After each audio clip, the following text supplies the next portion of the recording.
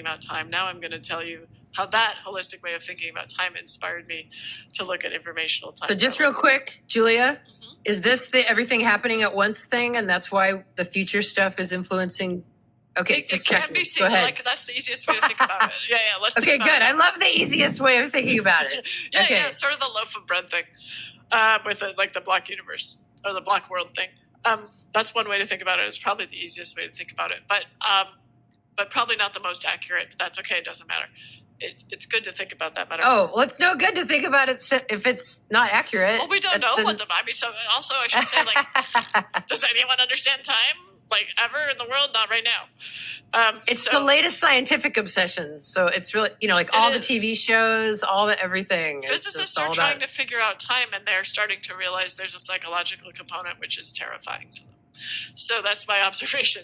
But anyway, what got me interested in that, I can't tell you. But what I can tell you is that some of it is my own experience of mental time travel. So as an example, I'm going to give the precognitive dream. So since I was a kid, I've been having detailed dreams about future events that have, that occur quickly after I dream about them, and that have multiple details that match the dream that I couldn't have predicted through other means, except, maybe happenstance. And so with those kinds of things, when, I wrote a book about those things and have done a lot of research over the last 15 or so years about those things.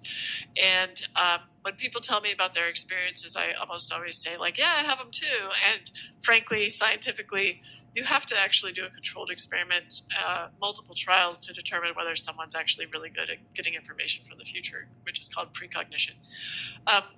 So those things, that precognition is another name for mental time travel, using your mind to get information about future events, which is a direction of travel that is not normal. So other form of mental time travel is memory, but we don't talk about it because that's kind of we're used to that. That's getting information, using your mind to get information about past events. Informational time travel is I guess a term of art or something I coined for the sort of more technical aspects of a bunch of scientists sitting around asking themselves, how can we send information back in time to give us something that would be useful to prepare for a future event, right? How can we actually, we're in the future now, how can we send information to the past to receive it? We usually do informational time travel forward in time. We write a book and then the future people could read about the past, right? So this is the opposite direction. So I got very interested in that because it just kept occurring to me that might be interesting. And so, or whatever, you can tell whatever story you want. So I started playing around with photons, which I think are very interesting because I think they live on the edge of physical and mental reality. And so, I just, for some reason, I have this personified photon in my head all of a sudden, like living on the edge, baby. I'm just a photon. That's right. No, they're very wild. I mean, they only show up when you need them and then they go away. It's very weird.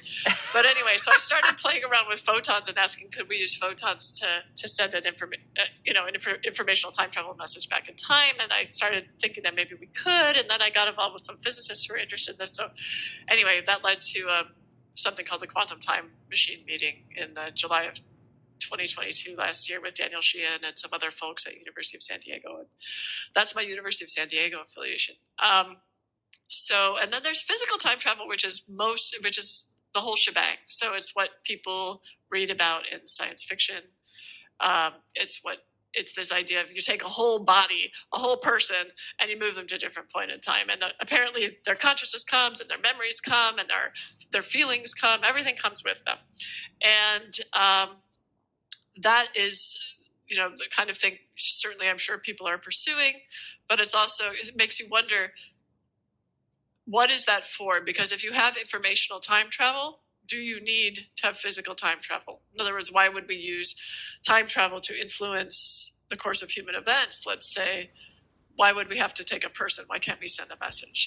But then that leads up to that when you send a message with a person, what that includes is their ability to influence, their emotional tie. You're working with not just logos, but ethos, not just logic, but feeling. So for instance, if you sent Grace, right, she could bring with her the sort of visage that she has to potentially interact in a way that a message might not carry. And so there may be good reasons for physical time travel beyond informational time travel. Anyway, sorry, I went on a little dissertation, but that's what I'm thinking. Right. And the physical thing is what's in all the science fiction. So you got your Terminator, there's a million things now where they're going back and fixing, trying to fix things. So you're talking about getting a message to somebody who may not realize it's a message from the future.